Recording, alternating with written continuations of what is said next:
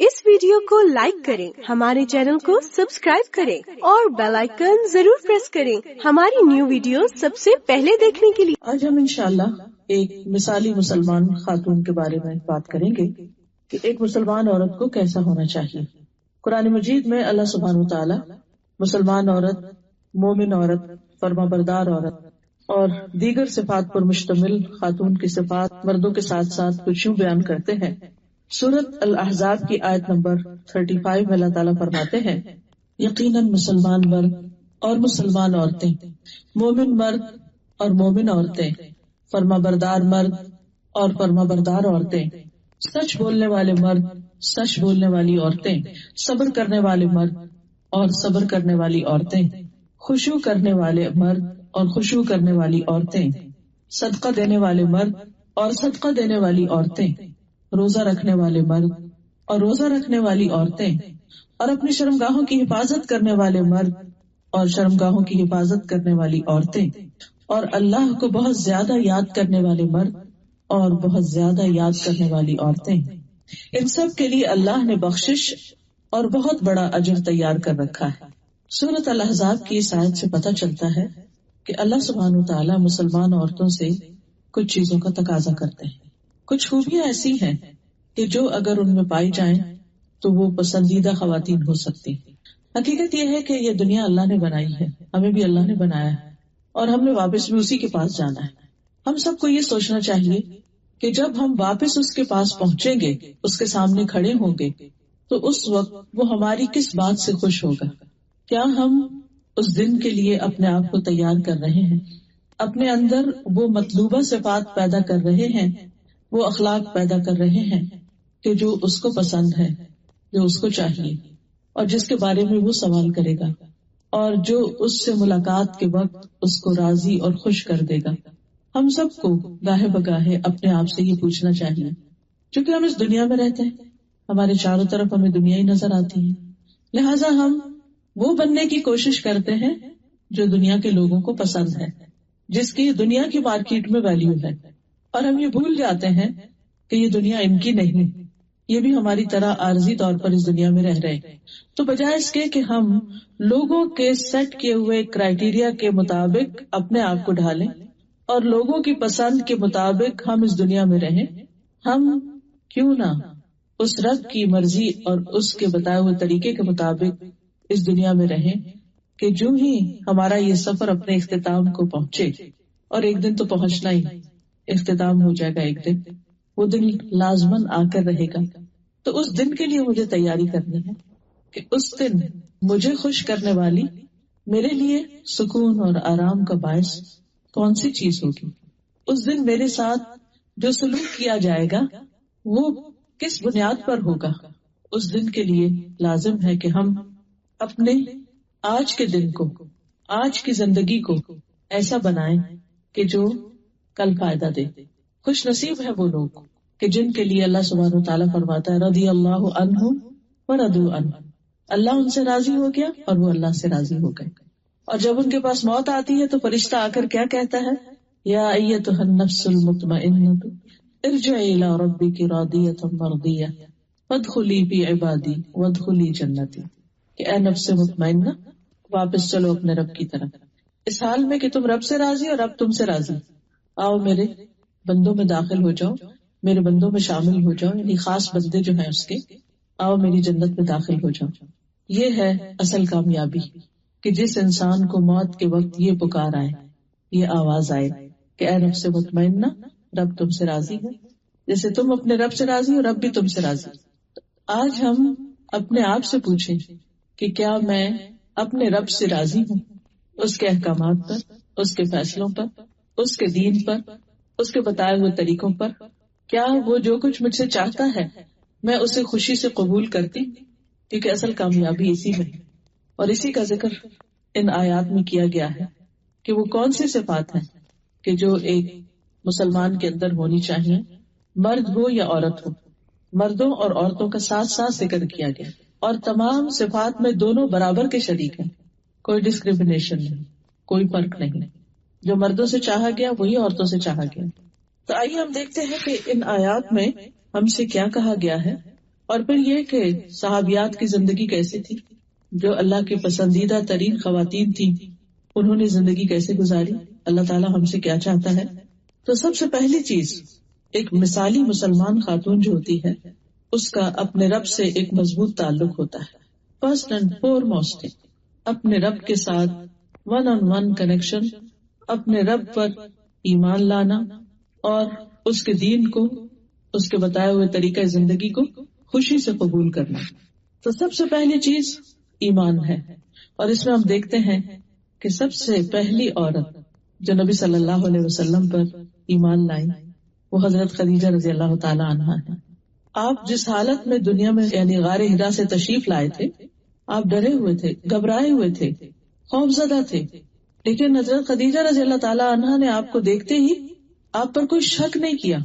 وہ خوف زدہ نہیں ہوئی، بلکہ انہیں پورا یقین تھا کہ جس شخص کے اندر ایسا اخلاق ہے جس کا وہ ذکر بھی کرتی ہے کہ جو دوسروں کی مدد کرنے والا ہے، جو غریبوں کے کام آنے والا ہے، اس کو اللہ تعالیٰ رسوا نہیں کرے گا. اور آپ نے جب بتایا انہوں نے کیا دیکھا کہ فرشتے کو اس طرح دیکھا اور ان کو کیا دیا گیا، اقرا بسم ربک الذی خلق، تو فوراً آپ پر ایمان لے آئے. نبی صلی اللہ علیہ وسلم نے فرمایا وہ مجھ پر اس وقت ایمان لائی جب لوگوں نے میرا انکار کیا، میری اس وقت تصدیق کی جب لوگ میری تکذیب کر رہے تھے، اپنے مال سے میری اس وقت مدد کی جبکہ لوگوں نے مجھے اس سے دور رکھا. تو یہ ہے حضرت خدیجہ ہمارے لیے ایک بہترین رول ماڈل کہ جو اللہ کے رسول صلی اللہ علیہ وسلم کو، جبکہ آپ اپنی کسی بہت بڑی قوت کی حالت میں نہیں تھے، ایک پریشانی کی حالت میں تھے، لیکن اس کے باوجود جو کچھ انہوں نے کہا اس کو مان لیا، اس پر ایمان لائی. پھر اسی طرح ہم دیکھتے ہیں کہ ان سے بھی پہلے کچھ ایسی خواتین ہیں کہ جنہوں نے اپنے ہی ایمان کی حفاظت کی، جن میں سر فہرست حضرت آسیہ کا نام ملتا ہے جو فرعون کی بیوی تھی. وَضَرَبَ اللَّهُ مَثَلًا لِّلَّذِينَ آمَنُوا امْرَأَتَ فِرْعَوْنَ اذ قالت رب ابن لی عندک بیتا فی الجنہ. ایمان لانے والوں کے لیے اللہ تعالیٰ فرعون کی بیوی کی مثال پیش کرتا ہے جب اس نے دعا کی اے میرے رب میرے لیے اپنے پاس جنت میں گھر بنا دے. وہ ایک عام خاتون نہیں تھی، وہ کوئی عام نہیں خاتون تھی. حضرت آسیہ جو تھی وہ ایک بادشاہ کی بیوی تھی، ناز و نام میں پلی تھی، ایک محل میں رہتی تھی، دنیا کی ہر نعمت ان کو میسر تھی. ایسا نہیں تھا کہ وہ کوئی ڈپرائیوڈ خاتون تھی یا کسی مصیبت کی باری تھی یا ان کی زندگی میں کوئی بہت پریشانیاں تھی جس کی وجہ سے انہوں نے دین کا راستہ اختیار کیا. آج کل تو ہمارے ہاں یہی سمجھا جاتا ہے نا کہ جس کو سب کچھ ملا ہوا ہے، جس کے پاس ساری نعمتیں ہیں، اسے کیا ضرورت ہے کہ وہ اللہ اللہ کرے. یہ تو وہ لوگ کرتے ہیں کہ جو کسی مشکل کا شکار ہوتے ہیں. لیکن حضرت آسیہ کے پاس سب کچھ تھا، اس کے باوجود جب انہیں جنت کا پتہ چلا، اللہ سبحانہ تعالیٰ کی پہچان ہوئی، تو دنیا کی چیزیں انہیں حقیر نظر آئی کہ تو کچھ بھی نہیں. ان کے پاس وہ سب کچھ تھا جو ایک عورت خواب دیکھ سکتی، یعنی جس کا ایک عورت تصور کر سکتی. لیکن حقیقت یہ ہے کہ جس شخص کا آخرت پر ایمان ہو جاتا ہے، جو جنت کی نعمتوں کو جان لیتا ہے، تو اس کے لیے پھر دنیا بہت حقیر ہو جاتا ہے. اس کی منزل پھر دنیا نہیں رہتی. وہ دنیا میں تو بس جیتا ہے اور اپنی ضرورت پوری کرتا ہے. اس کے خوابوں کی منزل پھر جنت ہو جاتی اور اس کے لیے وہ کچھ بھی قربان کر سکتا ہے. اور یہی وہ خاتون ہے کہ جنہوں نے دعا کی رب ابن لی عندک بیتا فی الجنہ، اے میرے رب میرے لیے اپنے پاس جنت میں گھر بنا دے.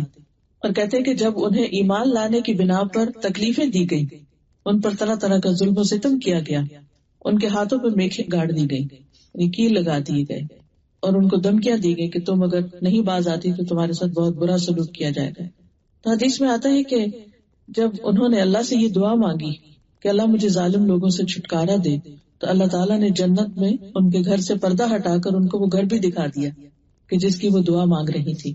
پھر ہم دیکھتے ہیں کہ ایمان اور اسلام کے بعد جو خاص خصوصیت ہے وہ ہے اطاعت گزاری کی. والقانتین والقانتات، کہ مومن عورت جو ہوتی ہے وہ اپنے رب کی اطاعت کرنے والی ہوتی، رب کی بات مانتی اور ہمیشہ مانتی. قنوت جو ہوتا ہے اس میں دوام ہوتا ہے، ہمیشگی ہوتی ہے، یعنی کبھی دل چاہ تو مان لیا، کبھی نہیں چاہ تو نہ مان، کسی جگہ مان لیا اور کسی جگہ چھوڑ دیا اللہ کا حکم نہیں. قانتین وہ ہوتے ہیں کہ جو ہمیشہ ہر جگہ ہر موقع پر اللہ کی بات کو پریفرنس دیتے ہیں، اللہ کی اطاعت کرتے ہیں. اور اس میں ہم دیکھتے ہیں حضرت مریم کی مثال. قرآن مجید میں اللہ تعالیٰ فرماتے ہیں وَمَرْيَمَ ابْنَتَ عِمْرَانَ الَّتِي أَحْصَنَتْ فَرْجَهَا فنفخنا فیہ من روحنا وصدقت بکلمات ربها وکتبہ وکانت من القانتین. اور عمران کی بیٹی مریم کی مثال اللہ نے دی جس نے اپنی شرمگاہ کی حفاظت کی، تو ہم نے اس میں اپنی ایک روح پھونک دی، یعنی عیسیٰ علیہ السلام کے ساتھ وہ پریگننٹ ہو گئی، اور اس نے اپنے رب کی باتوں کی اور اس کی کتابوں کی تصدیق کی، ان کو سچا مانا. وکانت من القانتین، اور وہ اطاعت گزار لوگوں میں سے تھی، یعنی اللہ کی بات مانتی تھی، اللہ تعالیٰ کی اطاعت کرتی تھی. جو بھی ان پر امتحان آیا، جو بھی بوجھ ان پہ ڈالا گیا، جو بھی حکم ان کو دیا گیا، اس میں انہوں نے کچھ بھی انکار نہیں کیا، وہ اطاعت کرتی چلی گئی. پھر اسی طرح ہم دیکھتے ہیں کہ حضرت ہاجرہ ابراہیم علیہ السلام کی بیوی، کہ جن کو ابراہیم علیہ السلام نے دودھ پیتے بچے کے ساتھ مکہ کی ایک وادی میں چھوڑا، اور جب وہ چھوڑ کر جا رہے تھے تو وہ پوچھ رہی تھی کہ آپ ہمیں یہاں چھوڑ کے جا رہے ہیں، یہاں تو کوئی بھی نہیں، آپ ہمیں یہاں چھوڑ کے جا رہے ہیں. ابراہیم علیہ السلام پیچھے مڑ کے بھی نہیں دیکھ رہے تھے، پھر آگے چلے گئے، پھر وہ پیچھے گئی، پھر آخر انہیں خود ہی خیال آیا کہ ابراہیم علیہ السلام تو اللہ کے بڑے اطاعت گزار ہیں، کہ اللہ ہی کا حکم ہوگا تو یہ ایسا کر رہے ہیں. کہنے لگے کیا اللہ نے آپ کو ایسا حکم دیا؟ تو جب انہوں نے کہا کہ ہاں، کہنے لگے پھر اللہ ہم کو ہرگز ضائع نہیں کرے گا. اور وہ خوشی سے اس جگہ پر ایک بچے کے ساتھ تنہا رہ گئی. یہ کوئی معمولی بات نہیں ہے، وہ مکہ آج کا مکہ نہیں تھا، وہاں ماں اور بیٹے کے سوا کوئی تیسری مخلوق نہیں تھی، حتیٰ کہ پرند چرند بھی نہیں تھی، کیونکہ پانی نہیں تھا. جہاں پانی نہیں ہوتا وہاں لائف ہی نہیں ہوتی. پھر جب زمزم اللہ سبحانہ تعالیٰ نے ان کو عطا کیا تو پانی کی وجہ سے پھر پرندے آئے، پرندوں کو دیکھ کر راہ گزرتے مسافر بھی آ گئے. لیکن یہ اطاعت کی کتنی بڑی مثال ہے، بہت بڑی قربانی. اور یہ بھی آپ دیکھیے کہ مصر کی رہنے والی تھی، ایک ترقی یافتہ ملک تھا، اور ایک بادشاہ کے پاس تھی جس نے حضرت سارہ کے ساتھ برا سلوک کرنا چاہا، تو اللہ سبحانہ تعالیٰ نے اس کے اوپر یعنی اس کو روک دیا. ان کی دعا سے حضرت سارہ نے جب دعا کی، اور پھر جب وہ وہاں سے جانے لگے ابراہیم علیہ السلام، تو بادشاہ جیسے اس زمانے میں تو انسان بھی بکتے تھے اور انسانوں کو ایسے بھیڑ بکریوں کی طرح تحفے میں دے دیتے تھے، تو حضرت ہاجرہ کو اس بادشاہ نے، جو مصر کا بادشاہ تھا، اس نے ابراہیم علیہ السلام کو تحفے میں دیا تھا. اب یہاں آپ دیکھیے کہ ان کا نہ کوئی گھر ہے، نہ کوئی خاندان، نہ کوئی رشتہ دار، کوئی بھی نہیں، نو ون، اس قدر آئسولیشن. ہم دیکھیے کہ کینیڈا میں آنے کے بعد جب سب کچھ لوگوں کو مل جاتا ہے، کیوں ڈپریشن میں چلے جاتے ہیں، کیوں دکھی رہتے ہیں، کیوں پریشان ہوتے ہیں؟ بھئی سب کچھ ہے، اب اور کیا چاہیے؟ وہاں پاکستان میں تو سسرال بھی تنگ کرتا تھا، اور رشتے دار بھی پریشان کرتے تھے، اور جاب بھی بہت اچھی نہیں تھی، گھر بھی بہت اچھا نہیں تھا. یہاں تو وہ سب مسئلے حل ہو گئے، اب تو کوئی مسئلہ رہنا نہیں چاہیے. لیکن سب کچھ ملنے کے باوجود دل خوش نہیں ہے. یہاں کچھ نہ ہونے کے باوجود اطمینان ہے، ایسا توکل، ایسا یقین کہ اللہ ہمیں ہرگز ضائع کرے گا ہی نہیں، ہمارے ساتھ اچھا ہی ہوگا. اس کو کہتے ہیں اسلام، کہ اللہ کے فیصلوں پہ سر تسلیم خم کر دینا، راضی ہو جانا کہ میں اس پر راضی ہوں. پھر اسی طرح ہم دیکھتے ہیں کہ نبی صلی اللہ علیہ وسلم سے بہت سی صحابیات نے بیعت کی تھی جب وہ مسلمان ہوئی، اور ان سب نے بھی جو خاص طور پر ایمان اور اسلام اور اطاعت کے اوپر بیعت کی تھی، کہ جو جو شرائط ان کے سامنے رکھی گئی انہوں نے سب کی سب تسلیم کر لی. پھر اسی طرح ہم دیکھتے ہیں کہ ازواج مطہرات جو ہیں، نبی صلی اللہ علیہ وسلم کی جو ازواج ہیں، ان کو جو حکم اللہ تعالیٰ نے دیا قرآن مجید میں، وہ اس کو پورا کرنے والی تھی. وَقَرْنَ فِي بُيُوتِكُنَّ وَلَا تَبَرَّجْنَ تَبَرُّجَ الْجَاهِلِيَّةِ الْأُولَى وَأَقِمْنَ الصَّلَاةَ وَآتِينَ الزَّكَاةَ وَأَطِعْنَ اللَّهَ وَرَسُولَهُ إِنَّمَا يُرِيدُ اللَّهُ لِيُذْهِبَ عَنْكُمُ الرِّجْسَ أَهْلَ الْبَيْتِ وَيُطَهِّرَكُمْ تَطْهِيرًا. اور اپنے گھروں میں ٹک کر رہو، اور پہلی جاہلیت کی زینت ظاہر کرنے کی طرح زینت ظاہر نہ کرو. یعنی ازواج مطہرات کو اپنی زیب و زینت کے ساتھ گھر سے باہر نکلنے کی اجازت نہیں تھی. اور نماز قائم کرو اور زکوٰۃ دو اور اللہ اور اس کے رسول کا حکم مانو. اللہ تو یہی چاہتا ہے کہ تم سے گندگی دور کر دے، یعنی کچھ ظاہر کی اور کچھ باطن کی، کیونکہ نماز جو ہے وہ انسان کا تزکیہ کرتی ہے، زکوٰۃ جو ہے وہ مال کا تزکیہ کرتے ہیں. اور اسی طرح جب انسان، ایک مسلمان خاتون اپنے آپ کو حجاب کے اندر باہر لے کے جاتی ہے تو بہت ساری بری نظروں سے اپنے آپ کو بچاتی. تو اللہ تعالیٰ فرماتے کہ یہ احکامات اس لیے دیے جا رہے ہیں تاکہ تم سے سب گندگیاں دور کر دے اور تمہیں خوب پاک کر دے. وَيُطَهِّرَكُمْ تَطْهِيرًا. پھر اسی طرح یہ ہے کہ اطاعت میں سب سے پہلے تو عبادات میں اطاعت آتی، نماز روزے کی پابندی آتی. تو ایک مسلمان خاتون سب سے پہلے اللہ تعالیٰ کا حق ادا کرنے والی ہوتی ہے. عبد الرحمن بن عوف سے مروی ہے رسول اللہ صلی اللہ علیہ وسلم نے فرمایا جو عورت 5 وقت کی نماز پڑھتی ہو، ماہ رمضان کے روزے رکھتی ہو، اپنی شرمگاہ کی حفاظت کرتی ہو، اپنے شوہر کی اطاعت کرتی ہو، اس سے کہا جائے گا جنت کے جس دروازے سے داخل ہونا چاہو داخل ہو جاؤ۔ جنت کے 8 دروازے ہیں، سارے کے سارے اس کے لیے کھول دیے جائیں گے کہ جدھر سے وہ چاہے داخل ہو جائے۔ پھر اسی طرح زکوٰۃ کی ادائیگی، مسلمان خواتین نے ہمیشہ اپنے مال کی خود زکوٰۃ دی ہے۔ ہمارے یہاں تو یہی سوال ختم نہیں ہوتا کہ وہ جی ہمیں شادی پر زیور پڑا تھا، وہ سسرال کا اتنا تھا، میکے کا اتنا تھا، ہم تو کماتے نہیں تو ہم زکوٰۃ کہاں سے دیں؟ نہیں، وہ جو مال ہے اسی کے اندر سے زکوٰۃ نکالنی ہے۔ اسما بنت یزید کہتی ہے کہ میں اور میری خالہ حضور صلی اللہ علیہ وسلم کی خدمت میں حاضر ہوئی، ہمارے پاس سونے کے کنگن تھے، آپ نے فرمایا کیا تم دونوں اس کی زکوٰۃ دیتی ہو؟ ہم نے کہا نہیں۔ آپ نے فرمایا کیا تم اس بات سے نہیں ڈرتی کہ اللہ تمہیں آگ کے کنگن پہنائے؟ ان کی زکوٰۃ ادا کیا کرو۔ تو ایک مسلمان خاتون کے پاس جو زیور ہوتا ہے، جو مال ہوتا ہے، یعنی 7.5 تولے سونا یا 52.5 تولے چاندی جو ہے، اس کے برابر اگر کرنسی ہے یا یہی دھاتیں ہیں تو ان پر سال گزر جائے تو زکوٰۃ واجب ہو جاتی ہے۔ اور یہ عورت کی زکوٰۃ شوہر دے سکتا ہے، بیوی کی زکوٰۃ، لیکن اگر کوئی شوہر راضی نہیں تو بیوی سے زکوٰۃ ساقط نہیں ہوتی یہ سوچ کر کہ ہمارے پاس کچھ نہیں ہے، نہیں، وہ بہت کچھ ہے جس کی زکوٰۃ دینا ہے۔ پھر اسی طرح مسلمان عورت پر حج بھی فرض ہے۔ اگر اس کا شوہر اس کو مال نہیں دیتا حج کرنے کے لیے، لیکن اس کا اپنا مال ہے، وراثت میں اس کو کچھ ملا ہے، یا وہ خود جاب کرتی ہے اور وہ صاحب استطاعت ہے، تو اس کو حج کے لیے جانا چاہیے۔ ہاں، اس کے لیے پھر محرم کی شرط ہے، تو اگر اس کا کوئی اگر شوہر جائے تو بہت اچھا، لیکن اگر بعض اوقات ایسا ہوتا ہے کہ شوہر راضی نہیں ہوتے جانے کے لیے یا ان کا انٹرسٹ نہیں ہوتا، تو ایسے میں کسی اور بھائی، چچا، ماموں، بیٹا، کسی کے ساتھ بھی وہ حج پر جا سکتی ہے۔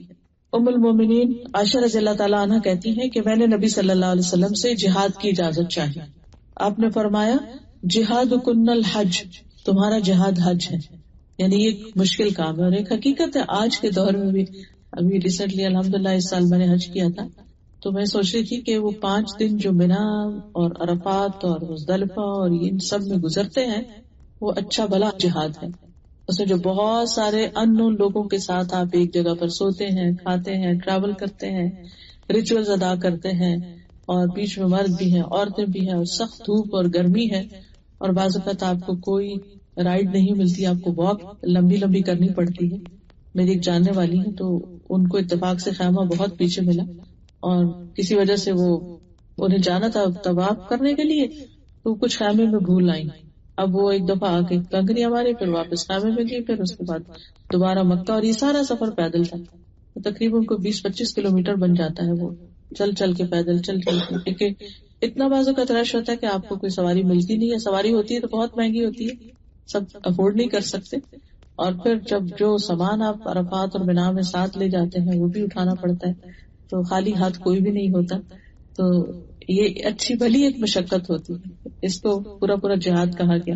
تو جتنے بھی ہمارے پر فرائض عائد ہوتے ہیں، نماز ہو، روزہ ہو، حج ہو، زکوٰۃ ہو، اور روزے کے معاملے میں یہ کہ بہت سی خواتین ویسے تو رمضان میں روزے رکھ لیتی ہیں، لیکن جو پیریڈز کی وجہ سے روزے چھٹتے ہیں یا بچے کی پیدائش کے بعد ان سے غافل ہو جاتے ہیں، اور بعض اوقات کئی سالوں کے روزے جمع ہو کر وہ پھر سینکڑوں میں پہنچ جاتے ہیں، تو ان کو بھی جلد ادا کرنے کی فکر کرنی چاہیے کہ انسان کی عمر جو آگے بڑھتی جاتی ہے اس کے اندر پھر اسٹیمنا کم ہوتا جاتا ہے، اور خصوصاً اگر عادت نہ ہو روزہ رکھنے کی۔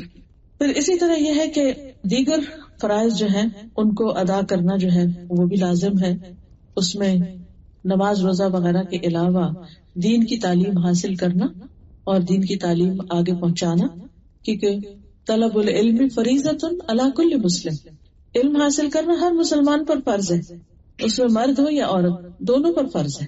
ازواج مطہرات کے لیے بھی لازم تھا، ان کو خاص طور پر جو حکم دیا گیا وَاذْكُرْنَ مَا يُتْلَى فِي بُيُوتِكُنَّ مِنْ آيَاتِ اللَّهِ وَالْحِكْمَةِ، کہ تمہارے گھروں میں جو اللہ کی کتاب کی آیات پڑھی جاتی ہیں اور حکمت کی باتیں، تم ان کا ذکر کرتی رہو۔ یعنی ذکر کرنے کے 2 معنی ہوتے ہیں، ایک ہے اپنے لیے ذکر کرنا، اس کا مذاکرہ کرنا، قرآن مجید کو حفظ کرنا، یاد کرنا، سیکھنا، پڑھنا، اور دوسرا ذکر کرنے کا مطلب یہ کہ دوسروں کے سامنے ذکر کرنا۔ پھر اسی طرح یہ ہے کہ عبادات میں خاص طور پر جو اس آیت میں جس کا ذکر ہے والذاکرین اللہ کثیرا والذاکرات، اور کثرت سے ذکر کرنے والی عورتیں اور کثرت سے ذکر کرنے والے مرد، تو مسلمان عورت جو ہے وہ اللہ کے ذکر کے معاملے میں بہت حریص ہوتی ہے، یعنی عمومی طور پر سارے نیک اعمال کے لیے، لیکن خاص طور پر ذکر اذکار کی پابندی کرنے والا۔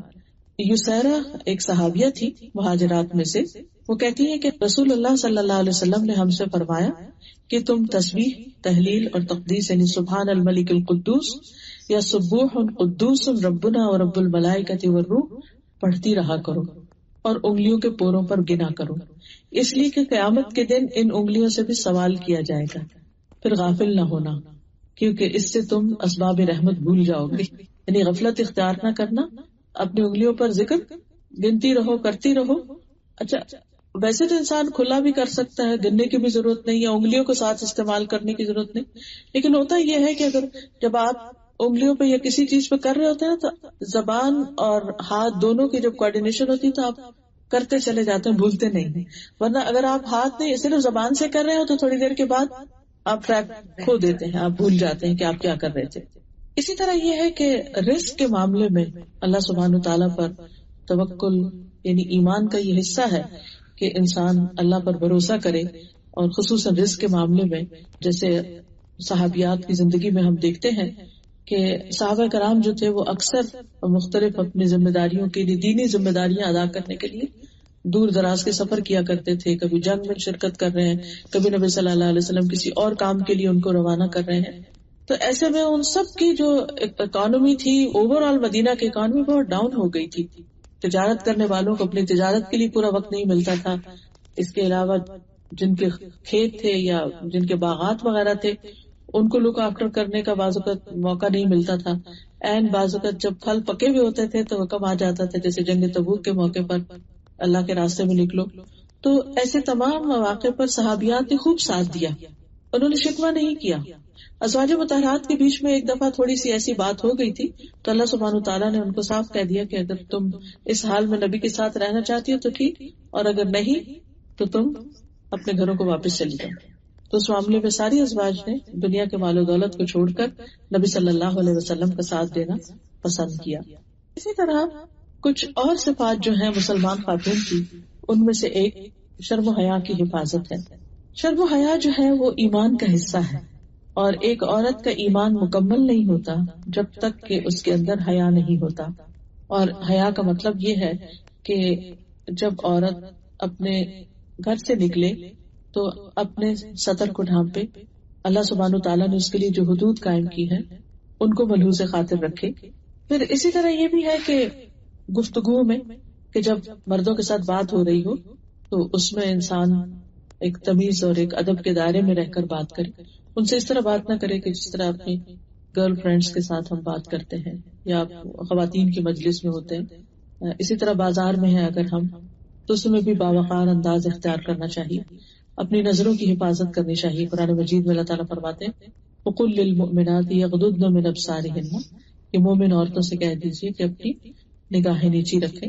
لیکن نیچے رکھنے کا مطلب یہ ہے کہ خواہ مخواہ میں ادھر ادھر نہ دیکھا جائے بلکہ اپنے کام پر فوکس کیا جائے، اور خصوصاً مردوں کو ضرورت کے وقت انسان کسی کو دیکھ لیتا ہے لیکن ایسی نگاہ سے نہ دیکھے کہ جس میں شیطان کا بیچ میں دخل ہو۔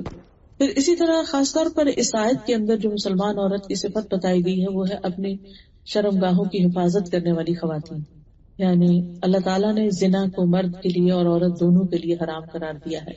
اپنے سطر کی حفاظت کرنا، ایسا لباس پہننا کہ جس میں مردوں کو اٹریکشن نہ ہو اور کوئی مرد اس کو اپروچ نہ کرے اپنی کسی بری نیت کے ساتھ۔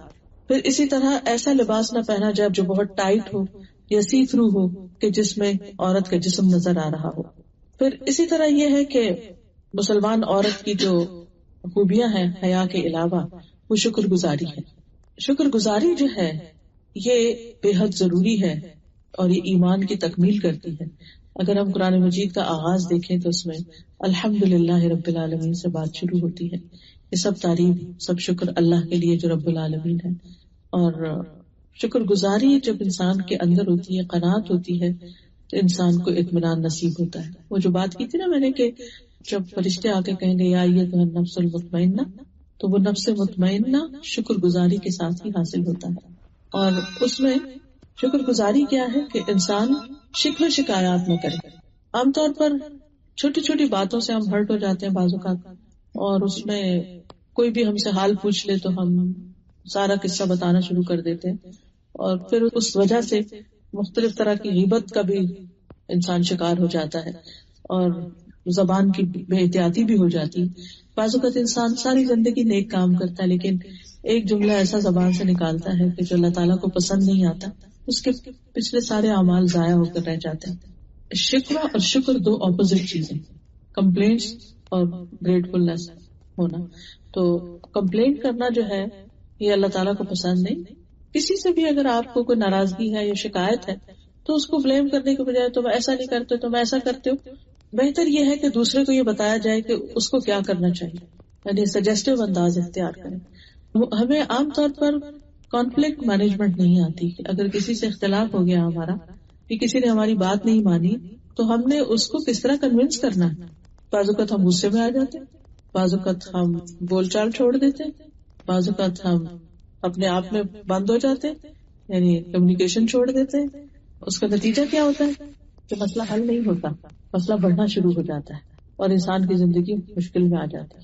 کبھی کچھ لوگ رونا شروع کر دیتے ہیں، کچھ لوگ شاؤٹنگ شروع کر دیتے ہیں.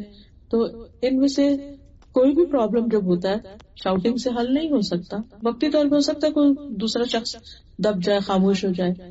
اسی طرح اگر آپ بول چال بند کریں گے تو مسئلہ تو حل نہیں ہوگا. اسی طرح جتنے بھی ایسے طریقے، تو ہمیں یہ سیکھنا چاہیے کہ بجائے شکوے شکایتیں کرنے کے اور ناراض ہونے کے اور ادھر ادھر کے کام کرنے کے، وہ طریقہ اختیار کیا جائے کہ جس میں ہم دوسرے کو خیر خواہی سے ایک بات بتا دیں، چاہے وہ ہمارا شوہر ہو چاہے ہمارے بچے ہوں. اپنی ایکسپیکٹیشنز واضح کریں کہ آپ ان سے کیا چاہتے ہیں، ان کی کون سی بات آپ کو بادر کرتی. اگر آپ سامنے بات کر سکیں تو سامنے کر لیں، نہیں کر سکتے تو لکھ کر لیں، میسج کر دیں، کچھ بھی کریں، لیکن دوسرے کو بتائیں. لیکن اس کے ساتھ ساتھ آپ درگزر بھی، معاف کرنا بھی، کیونکہ جب تک انسان دوسروں کو معاف نہیں کرتا، اگر ہر چھوٹی بڑی بات دوسروں کی پکڑ لی جائے تو اسے گزارا نہیں ہو سکتا، زندگی نہیں گزرتی. ایسا نہیں ہو سکتا کہ ہمارے اندر کوئی ایسی بات نہیں کہ جو دوسروں کو تکلیف نہ دیتی ہو. ہمارے اندر بھی بہت سی ایسی چیزیں ہوتی ہیں کہ جس سے دوسرے اگری نہیں کرتے. کوئی بھی چیز ہماری دوسروں کو اچھی نہیں لگ سکتی. بعض اوقات غلط فہمی کی بنا پر دوسرے ہرٹ ہو جاتے ہیں، بعض اوقات ہماری مخصوص عادتیں ہوتی ہیں جو دوسروں کی عادتوں سے مختلف ہوتی ہیں، جن کو وہ ٹالریٹ نہیں کر سکتے. تو ایسی تمام چیزوں میں انسان کو درگزر کرتے چلے جانا چاہیے تاکہ آگے کا سفر چلتا رہے. پھر اسی طرح مسلمان خاتون کے اندر قناعت کی صفت بھی ہونی چاہیے کہ اللہ نے جو کچھ اس کو دیا ہے اس کو اچھے سے استعمال کرے اور اس پر راضی بھی ہو. کوئی مشکل وقت آئے، کوئی تکلیف آئے، کیونکہ زندگی میں کچھ نہ کچھ تو ہوتا ہی رہتا ہے، اللہ تعالیٰ نے خود بتا دیا. پھر اسی طرح صبر کرنا. صبر کیا ہے کہ وَلَنَبْلُوَنَّكُمْ بِشَيْءٍ مِّنَ الْخَوْفِ، کبھی خوف ہوتا ہے، وَالْجُوعِ، کبھی بھوک ہوتی ہے، وَنَقْصٍ مِّنَ الْأَمْوَالِ، کبھی مال کم ہو جاتے ہیں، جاب چلی جاتی ہے، بزنس ڈاؤن ہو جاتا ہے، وَالْأَنفُسِ، کبھی لوگ چلے جاتے ہیں، فوت ہو جاتا ہے کوئی، وَالثَّمَرَاتِ، کبھی آپ کا جو کام کا آؤٹ پٹ ہوتا ہے یا آؤٹ کم ہوتا ہے وہ نہیں آپ کو نظر آتا. آپ ایفرٹ لگا رہے ہوتے ہیں لیکن اس کے کوئی ثمرات آپ کو نہیں ملتے. اور بعض اوقات لٹرل معنوں میں جو لوگ کاشتکاری کرتے ہیں وہ فصل اگاتے ہیں، ساری کی ساری ختم ہو جاتی، ضائع ہو جاتی، کچھ بھی نہیں آپ کو ملتا. تو ایسی تمام چیزوں میں انسان کو صبر کی ضرورت ہوتی ہے. اللہ تعالیٰ سے ناراض ہونے کی بجائے ایسے مواقع پر اپنے آپ کو اچھے طریقے سے کیری کرنا، اللہ کی رضا پہ راضی رہنا اور اس تکلیف میں بھی خیر کے پہلو کو سامنے رکھنا، یہ بہت ضروری ہوتا ہے. پھر اسی طرح بیماری کی شکل میں بعض اوقات انسان کے اوپر مشکل آ جاتی ہے تو اس میں انسان صبر کرے. ایک خاتون تھی مدینہ میں، تو ان کو مرگی کا دورہ پڑ جاتا. وہ نبی صلی اللہ علیہ وسلم کے پاس سے کہنے لگی اللہ کے رسول صلی اللہ علیہ وسلم آپ دعا کر دیں کیونکہ جب مجھے یہ فٹ پڑتا ہے تو میرا جسم کا سطر بھی کھل جاتا ہے، بے ہوش ہو کے گر جاتی ہوں، مجھے پتہ نہیں چلتا. آپ نے فرمایا اگر تم چاہو تو میں تمہارے لیے دعا کرتا ہوں، لیکن اگر تم صبر کرو اس بیماری پر تو تمہارے لیے جنت ہے. کہنے لگی کہ میں صبر کروں گی، آپ بس یہ دعا کر دیں کہ جب میں اس تکلیف میں ہوں تو میرا سطر نہ کھلے. کتنی فکر تھی اس کو، تو آپ نے اس کے لیے دعا کی، اس کے بعد اس کا سطر نہیں کھلا. تو اس بارے میں عطا بن ابی رواح جو ایک تابعی ہے وہ کہتے ہیں کہ ابن عباس نے مجھ سے کہا کہ میں تمہیں ایک جنتی عورت دکھاؤں. میں نے عرض کیا کیوں نہیں؟ فرمایا یہ سیاہ فام عورت جو ہے یہ نبی صلی اللہ علیہ وسلم کی خدمت میں حاضر ہوئی تھی تو آپ نے اس کو جنت کی بشارت دی تھی.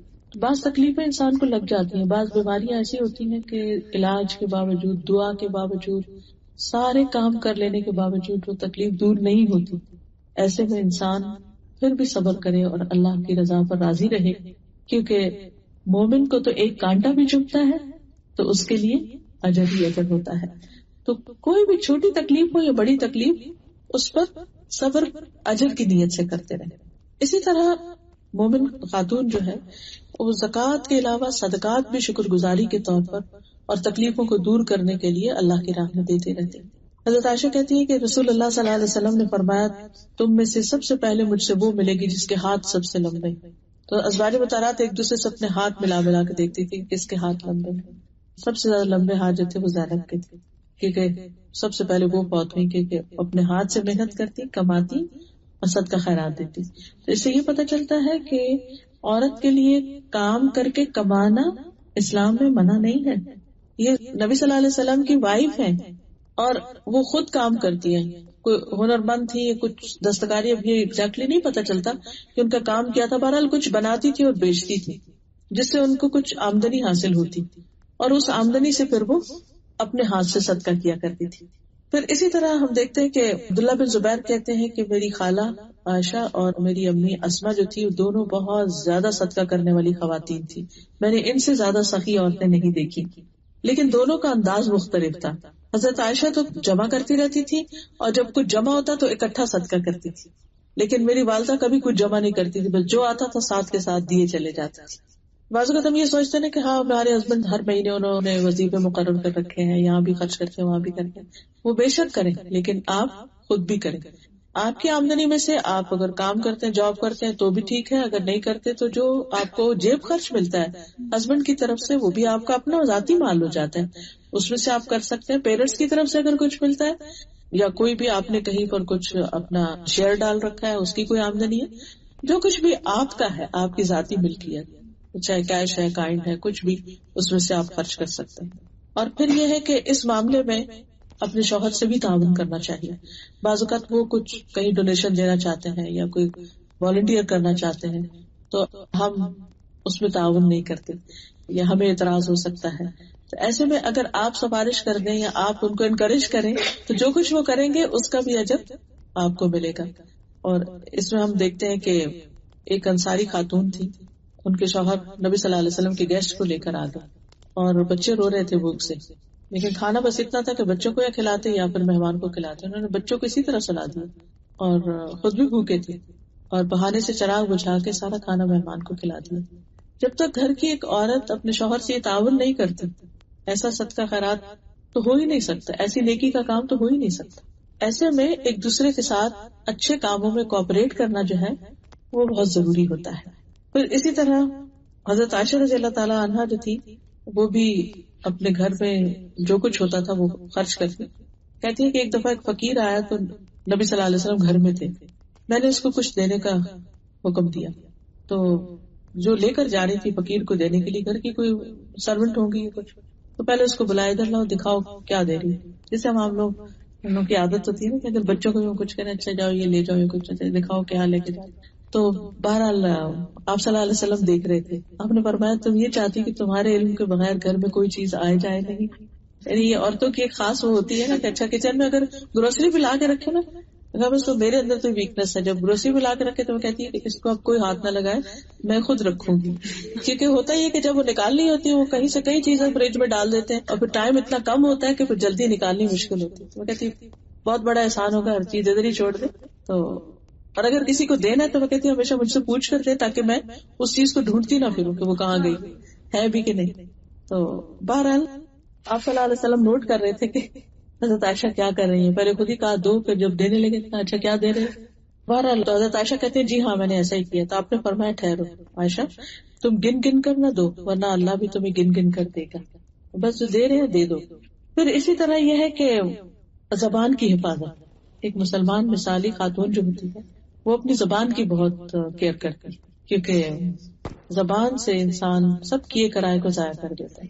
بعض اوقات ہم سارا دن گھر کا کام کر رہے ہوتے ہیں, کھانا بھی پکا رہی ہے, صفائی بھی کر رہے, کلیننگ, لانڈری, سب کچھ کر رہے. جب بچے اسکول سے واپس آتے ہیں ہم چھوٹی چھوٹی بات پر سارے دن کی تھکاوٹ کو غصہ ان پہ نکالنا شروع کر دیتے. تو وہ ایک اپنے کمرے میں چلا گیا, ایک اوپر چلا گیا, ایک نیچے چلا گیا, کھانا نہیں کھایا, پھر اپنا ہی دل برا ہوتا ہے کہ اچھا تھوڑا صبر ہی کر لیتے. تو یہ کہ خصوصاً جب کوئی گھر آ رہا ہو, چاہے کتنی بھی بڑی غلطی کر کے آ رہا ہو, لیکن اس وقت ویلکم کر لیں اس کو, اور پھر آرام سے بٹھا کے اس کو سمجھائیں جب سمجھانے کا وقت ہو. اس میں ہمیں حضرت ام سلیم کی جو کہانی ہے وہ سب نے سن رکھی ہوگی. کسی ان کا بیٹا فوت ہو گیا اور بیٹے کو ڈھانک دیا, بیمار تھا. شوہر نے آگے پوچھا بھی, سفر پہ گئے ہوئے تھے, پیچھے سے فوت ہوا. اسے کہ کیا حال ہے بچے کا, کہنے پہلے سے ٹھیک ہے. اور پھر جو ان کو کھانا کھلایا, خوش کیا, سب کچھ کیا, اور اس کے بعد بہت اچھے سے پوچھا اگر کوئی امانت تمہارے پاس رکھے اور پھر واپس لے لے تو تم کیا کرو گے؟ میں تو واپس کروں گا, تمہارا بیٹا بھی اللہ کی امانت تھا, اللہ نے واپس لے لیا. کیا تربیت ہے, کیا انداز ہے. یعنی یہ ہے اخلاق اور یہ ہے کردار کے اعلیٰ ترین نمونے کہ بڑے سے بڑے غم پر اتنا. یعنی آپ دیکھیے کہ اگر ہمیں اپنے بچوں کے بارے میں ایک اوپر سے دم کی بھی آواز ہونے کا لگتا ہے گرا ہے, ہمارا دل پکڑا جاتا ہے اور ہم وہیں سے بولنا شروع کر دیتے ہیں کیا یعنی فوراً ہم ایک پینک کی خود ہی کریٹ کر دیں گے. ہمارے دل بہت چھوٹے, ہمیں دعا کثرت سے مانگنی چاہیے, رب اشرح لی صدری, اللہ میرے سینے کو کھول دے. یہ صرف پڑھنے کے معاملے میں نہیں بلکہ ہر معاملے میں, صدقہ خیرات کے معاملے میں بھی, دوسروں کو معاف کرنے کے معاملے میں بھی, اور باقی چیزوں میں بھی. اور خاص طور پر یہ ہے کہ زبان سے کسی کو تکلیف نہ دی جائے. ابو ہریرہ کہتے ہیں کہ ایک آدمی نے کہا اللہ کے رسول صلی اللہ علیہ وسلم, فلاں عورت کثرت سے نماز, روزہ, صدقے میں مشہور ہے, لیکن اپنی زبان سے پڑوسیوں کو تنگ کرتی, ستاتی. فرمایا وہ جہنمی ہے.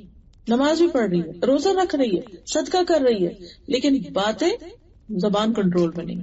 پھر اس شخص نے کہا کہ اللہ کے رسول صلی اللہ علیہ وسلم, فلاں عورت نماز, روزہ اور صدقہ کی کمی میں مشہور ہے, بس فرائض ادا کرتی ہے, وہ پنیر کے صرف چند ٹکڑے صدقہ کرتی ہے, لیکن اپنی زبان سے اپنی پڑوسیوں کو تنگ نہیں کرتی. آپ نے فرمایا وہ جنتی. ایک زبان کتنا بڑا ڈفرنس کریٹ کر دیتی, اس پر کام کرنے کی ضرورت. لیکن صرف زبان کنٹرول نہیں ہو سکتی جب تک دل کی اصلاح نہ ہو, کیونکہ زبان تو دل کا معائنہ ہے. ابن الجوزی نے کہا نا کہ امام ابن القیم الجوزی نے کہا کہ دل کی مثال ایک دیگ کی طرح ہے, زبان جو ہے وہ ایک چمچ کی طرح ہے. تو جو دیگ میں ہوتا ہے نا وہی چمچ باہر نکالتا ہے, کچھ اور نہیں آتا.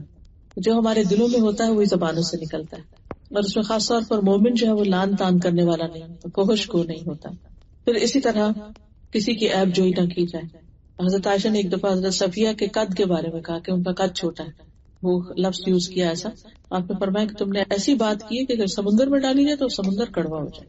پھر اسی طرح یہ ہے کہ صلہ رحمی, رشتے داروں کے ساتھ بنا کے رکھنا, اچھا سلوک کرنا. اس میں خاص طور پر آپ صلی اللہ علیہ وسلم نے حضرت اسما کو تاکید کی تھی کہ وہ اپنی والدہ کے ساتھ صلہ رحمی کرے, جبکہ وہ ابھی اسلام نہیں لائی تھی, لیکن مکہ سے صرف کسی مدد کے لیے اپنی بیٹی کے پاس آئی تھی, مدد لینے کے لیے. ام شریک انصار میں سے ایک غنی عورت تھی, مالدار عورت تھی, اللہ کے راستے میں بہت خرچ کرتی تھی. ان کے گھر میں بہت مہمان آتے تھے. آپ کو یاد ہوگا کہ جب ایک خاتون کو طلاق ہوئی تھی اور ان کو عدت گزارنا تھی اپنی, تو آپ صلی اللہ علیہ وسلم نے ان کا گھر تجویز کیا تھا, لیکن ساتھ ہی فرمایا کہ ان کے گھر میں لوگ بہت آتے ہیں تو تمہارا رہنا مناسب نہیں ہوا. پھر اسی طرح نرم دلی, نبی صلی اللہ علیہ وسلم نے خاص طور پر حضرت عائشہ سے کہا کہ اے عائشہ, اللہ سے ڈرنا اور نرمی اختیار کرنا, یعنی نرمی کو اپنے اوپر لازم کر لو, کیونکہ نرمی جس چیز میں ہوتی ہے اسے خوبصورت بنا دیتی, اور جس چیز سے کھینچ لی جاتی ہے اسے بدنما کر دیتی.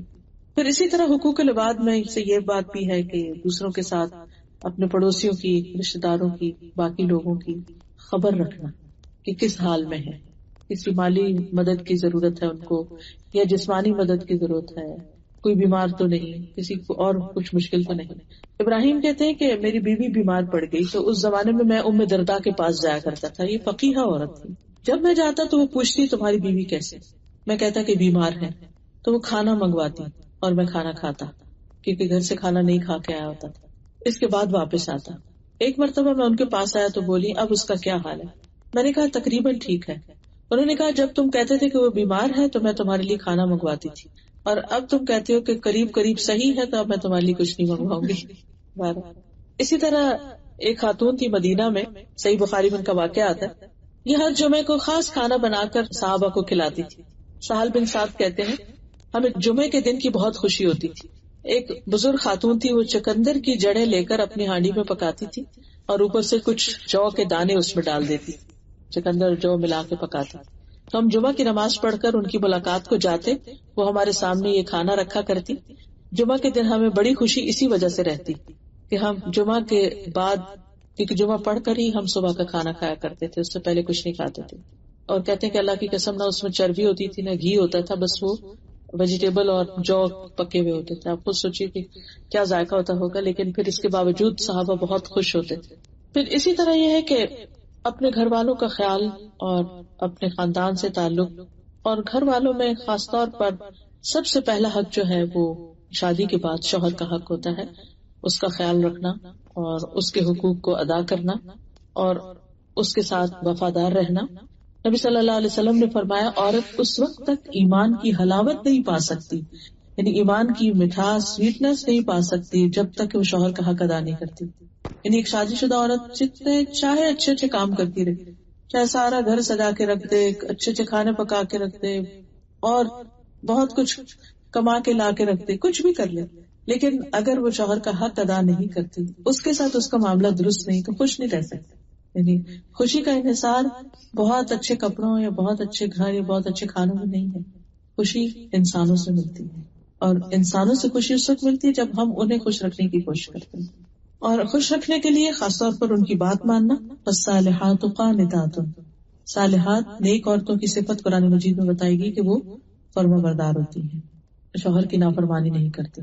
پھر اسی طرح اگر شوہر ناراض ہو جائے تو اس کو منانا بھی، اس پر بھی اجر ہے عورت کے لیے. اس کے مطلب نہیں کہ صرف عورت ہی منائے، لیکن چونکہ ہم عورتوں کی ذمہ داریوں کی بات کر رہے ہیں تو اس بات کا ذکر کرنا مناسب ہے.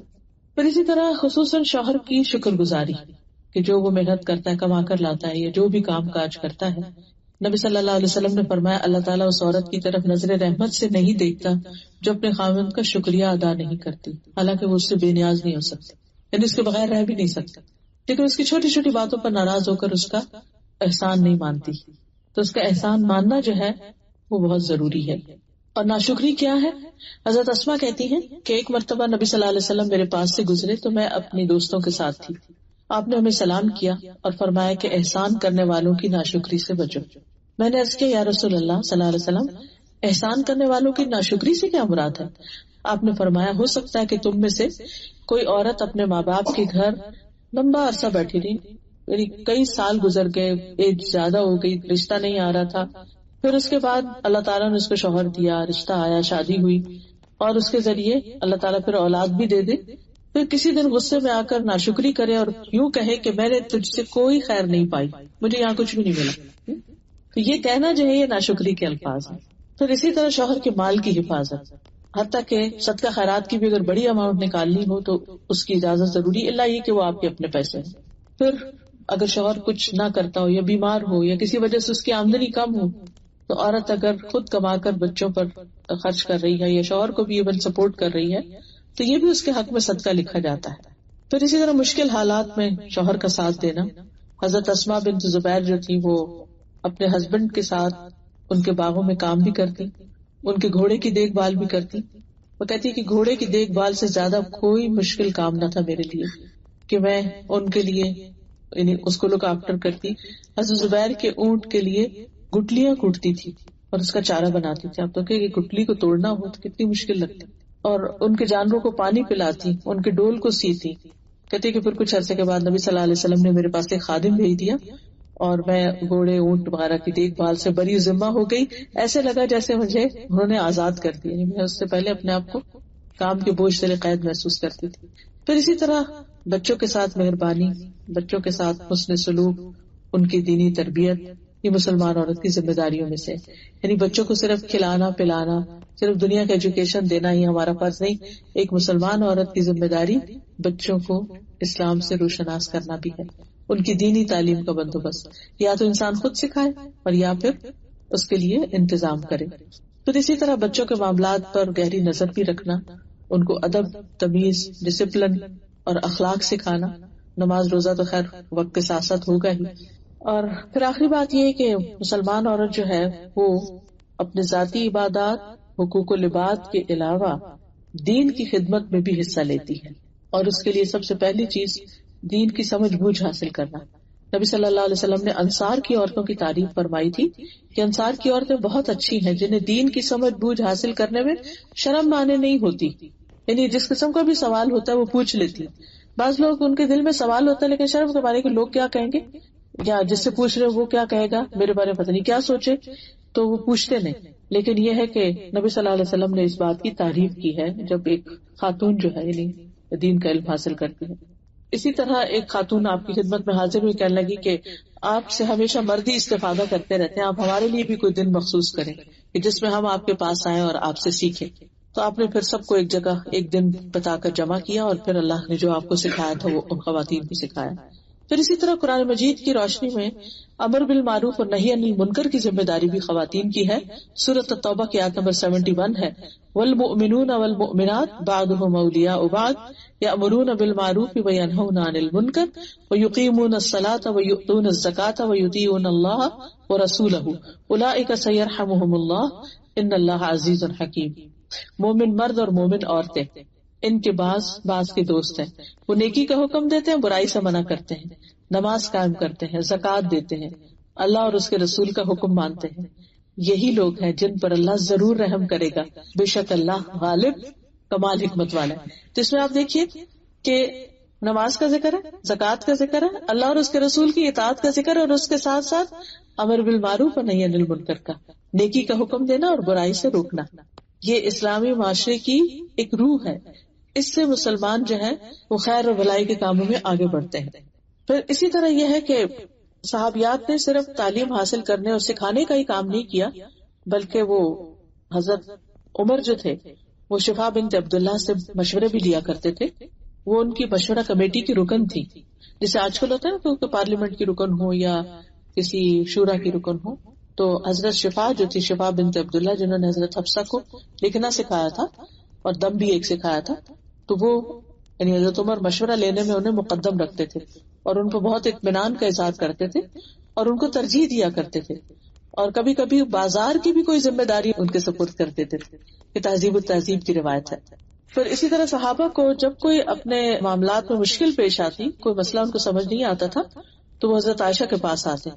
اور اسی طرح مکی دور میں ایک خاتون جو تھی, انہوں نے جو ہی اسلام قبول کیا تو وہ اپنے قبیلے کے لوگوں کو اسلام کے بارے میں بتاتی تھی, تو وہ لوگ ان سے سخت ناراض ہوئے, یہاں تک کہ ان کو سخت سزائیں بھی دی. پھر اسی طرح طب کے میدان میں بھی ہمیں صحابیات نظر آتی ہیں. حضرت سعد کو جب خندق کے دن بازو میں چوٹ آئی, زخم آیا ان کی رگ پر, تو ان کی حالت بہت خراب ہو گئی تھی.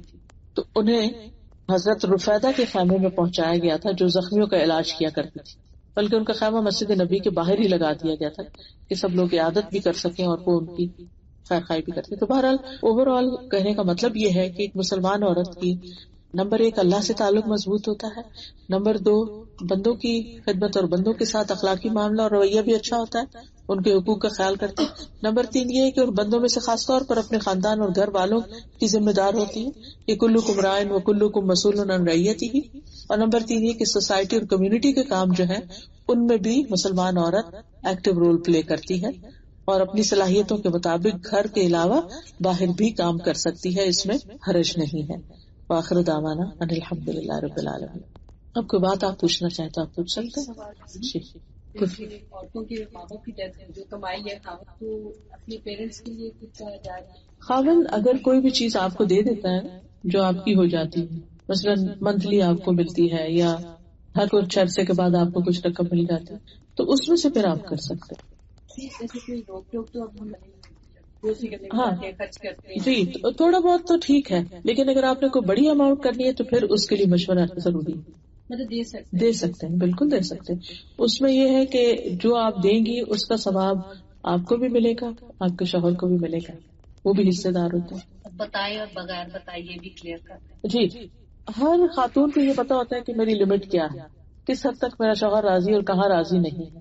تو جس حد تک وہ راضی ہو اتنا کرنے میں حرج نہیں ہے, لیکن خصوصاً جو اپنی ضرورت کی چیزیں ہیں ان میں تو ہر بات کو پوچھنے کی ضرورت نہیں کہ اچھا میں یہ کپڑا لے لوں, اچھا میں یہ لے لوں, وہ لے لوں, انہیں بھی دیا ہوا ہے لے لیں جو بھی آپ لیں، لیکن آپ کے بعد جو دوسرے ہیں آپ کے رشتے دار، ان کے لیے اگر آپ اس میں سے خریدتے ہیں تو پھر آپ کو پوچھنا چاہیے کہ میں اپنی بہن کے لیے لے رہی ہوں یا والدہ کے لیے لے رہی ہوں یا ان کی بہن کے لیے یا کسی انسان کے لیے، اور خاص طور پر اگر وہ اس کی قیمت زیادہ ہو کسی بھی چیز کی.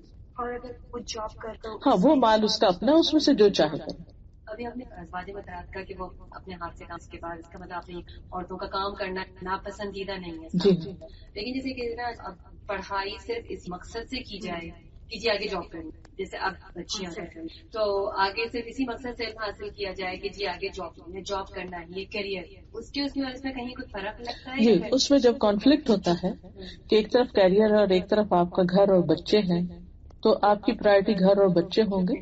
عورت کو تقریباً 10 سے 12 سال کا بیچ میں گیپ ایسا آتا ہے کہ جس میں اس کی پرائرٹی جو ہے اس کے بچے وغیرہ چھوٹے ہوتے ہیں. جب بچے سب اسکول گوئنگ ہو جاتے ہیں تو پھر دوبارہ اپنا کام شروع کر سکتی، لیکن بچوں کو اگنور کر کے کہ ان کا بالکل دین جا رہا ہے یا ان کی صحت جا رہی ہے یا ان کو اخلاق اور ادب سکھانے والا کوئی نہیں اور وہ بالکل ہی کسی اور کے اوپر ڈال کے اور وہ صرف کام کری، تو یہ ٹھیک نہیں ہے. اس میں پھر وہ عورت ہمیشہ خود بھی گلٹ میں رہتی ہے کہ میں اپنا اصل کام نہیں کری، کیونکہ اللہ تعالیٰ نے عورت کی جو ایک ہوتا ہے فرض اور ایک ہوتا ہے سنت اور نفل، ہر چیز میں یہ چیز ہوتی ہے. عورت کے جو فرائض ہیں اس میں کما کر لانا نہیں ہے، یہ obligatory نہیں ہے، اس پر یہ اس کے لیے نفل ہے، خوشی سے اگر کرنا چاہے تو کرے. لیکن اس کے اوپر بچوں کو پیدا کرنا، بچوں کی تربیت کرنا اور ان کو اچھا انسان بنانا، یہ بہرحال اس کی ذمہ داری ہے جس کے بارے میں اس سے پوچھا جائے گا. میں نے ابھی مارکیٹ میں قرآن شریف کھول کے ابھی حال میں نہیں سنتوں میں بھی کھول کے پڑھ سکتی، تو میں نے یہ پوچھنا کہ یہ صحیح بات ہے؟ جی پڑھ سکتے ہیں. تو صرف فرض میں جو فرض میں اصل میں کھول کے پڑھنے میں تھوڑا خشوع میں فرق آتا ہے، ٹھیک ہے نا. ابھی ہم نے جو آیت پڑھی اس کو میں ذرا دوبارہ دہرا دیتی ہوں. مسلم، مومن، فرما بردار، سچ بولنے والی مرد اور عورتیں، صبر کرنے والے مرد اور عورتیں، اور خشوع کرنے والی مرد اور عورتیں. خشوع کا لفظ یہ مطلب ہوتا ہے عاجزی، یعنی اللہ کے آگے عاجز بندے بن کے کھڑے ہوں، یعنی انسان کی سکوت ہو، توجہ ہو اللہ کی طرف. تو جب ہم unnecessarily کھولتے ہیں اور پھر اس کو ادھر رکھتے ہیں، تھوڑے اس میں کمی آتی، تو فرض میں نہ کھولیں، لیکن باقی نوافل میں تھوڑے ریلیکسیشن. عصر کے بعد جو ہے اگر بالکل ہی سورج غروب ہونے کے قریب ہو تو نہیں پڑھنی چاہیے کوئی بھی نماز، لیکن بعض روایات سے یہ پتہ چلتا ہے کہ اگر کوئی ضرورت ہو تو عصر کے بعد پڑھا جا سکتا ہے. یعنی جیسے آپ کسی مسجد میں داخل ہوئے، آپ طواف کر کے بیٹھے ہیں تو اس کے نفل پڑھنے ہیں، یا مسجد کے تحیۃ الوضو کے اور تحیۃ المسجد ہے تو اس طرح پڑھے جا سکتے ہیں. رخصت تو ہے لیکن یہ کہ زیادہ بہتر یہی ہے کہ ظہر کے بعد ہی پڑھ لیے جائیں. قریب آ جاتا ہے مغرب کے، جی فرض پڑھ سکتے ہیں اس وقت. اچھا مطلب کتنی دیر پہلے تک؟ آخری وقت تک، کیونکہ حدیث میں آتا ہے من ادرک رکعۃ من الصلاۃ فقد ادرک الصلاۃ، جس کو ایک رکعت بھی نماز کی مل گئی نا ٹائم کے اندر، اس کی نماز ہو گئی، اس نے نماز پا لی. یعنی کہ سم ٹائم ہوتا ہے کہ اتنا کلوز ٹائم ہے کہ ہم نے اثر ختم کی اور اتنا وہ اذان ہو گئی، ہاں تو وہ ہو جائے گی آپ کی اثر، لیکن اس کی کوئی وجہ ہونی چاہیے، جان بوجھ کے نہیں. بعض اوقات سو جاتا ہے انسان، اور یہاں آپ دیکھیں کتنا تھوڑا تھوڑا ٹائم ہوتا ہے بیچ میں. ایسی صورت میں پھر تھوڑے ٹائم میں اگر نہ پڑھنے سے بہتر اس ٹائم کے اندر پڑھی جائے. بتائیے کہ بندہ کہیں جا رہا ہے، ظہر اور عصر کے درمیان وہ جو ملا کے پڑھی جاتی ہیں، کیا وہ ٹھیک ہے؟ ہر وقت تو نہیں ایسا ہونا چاہیے، لیکن وانس ان اے سفر میں تو اس کی اجازت کہ بھائی اگر کہیں جا رہے ہیں سفر میں 4 گھنٹے میں واپس جی نہیں ہاں، آنا، اگر تو شہر کے اندر ہی ہے تو جہاں ہے وہاں آپ پڑھ لیں، لیکن اگر شہر سے باہر جا رہے ہیں تو آپ پھر جمع کر سکتے ہیں، اس کی اجازت ہے. آپ کو یہ ہو کہ قضا ہو جائے، اگر شہر اگر ٹائم داخل ہو گیا تو پھر آپ پڑھ لیجیے.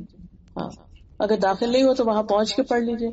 اگر سمجھے کہ سفر ہے تو گاڑی کھڑی نہیں کر سکتے تو پھر آپ پڑھ سکتی ہیں، لیکن اگر شہر کے اندر ہی ہے تو آپ پہلے سے دیکھ کے رکھیں، پلان اس طرح بنائیں کہ عصر کی نماز کہاں ادا ہوگی. اور سواری کے اندر نماز کا کیا حکم ہے؟ نفل تو پڑھ سکتے ہیں، فرض نہیں ادا ہوتے. جی فرض کے لیے قبلہ رخ ہونا ضروری. گاڑی کے اندر فرض نہیں بیٹھ کے پڑھے جاتے سوائے جہاز کے کہ جس سے اتر نہیں سکتے آپ، تو گاڑی روک کے بھی مطلب ان اینی کیس جی پھر گاڑی روکنی پڑے گی آپ کو، قبلہ کی طرف ہونا پڑے گا. اللہ یہ کہ آپ کسی ایسے ٹریفک جام میں پھنس گئے ہیں کہ آپ کدھر بھی نہیں آپ ہل سکتے تو آپ پھر جہاں ہیں وہیں پڑھ لیں. ایک اور کوشچن، آپ نے کہا تھا کہ اگر کوئی بیماری ہے تو صبر کریں. جی ہاں لیکن میرے ذہن میں بہت آتا ہے کہ جب دعا کرتی ہیں تو سب سے پہلے ہوتا ہے اللہ تعالیٰ صحت دے. ضرور مانگے صحت، مانگنی چاہیے، لیکن اگر کہنے کا مطلب یہ تھا کہ آپ نے دوا بھی کر لی، آپ نے دعا بھی کر لی، آپ نے دیکھا ہوگا اس کے باوجود بعض بیماریاں چاہے وہ چھوٹی سی ہو ساتھ ہی لگ جاتی ہیں، وہ مرتے دم تک لگی رہتی ہیں. تو اس میں یہ نہیں کہ ہمیں دعا نہیں مانگنی کہ میں نے نہیں مانگے، لیکن وہ ساری دعاؤں کا اجر جو ہے وہ جمع ہوتا رہے گا. اس پر میں کمی ہو جاتی ہے. وضو کے دوران کی جو دعائیں تو ہم واش روم دوران کی تو کوئی دعا ہے ہی نہیں. تو بسم اللہ الرحمن الرحیم، بسم اللہ آپ دل میں پڑھ لیں جب ہاں بولے، اور باہر سے نکلتے اندر جاتے ہوئے پڑھ کے چلے جائیں. آپ فرض ہی میں کر سکتے ہیں یا سنت؟ ہر نماز میں ہو سکتا ہے، سجدہ صاحب ہر ایک میں ہو سکتا ہے. اچھا قرآن شریف ہم لوگ پڑھ رہے ہیں اور پڑھتے پڑھتے پھر رکھ گیا تو کیا وہیں سے اسٹارٹ کرنا ہے سورہ یاسین یا پھر دوبارہ نئے سے؟ وقرأ ما تیسر من القرآن، کہیں سے بھی آپ شروع کر سکتے جیسے پڑھتے پڑھتے آپ جیسے ہاتھ پہ رک گئے، کوئی بند کر دیا پھر چلے گئے، پھر تو جہاں سے چھوڑا تو وہاں سے شروع کر لیں، اگر نہیں تو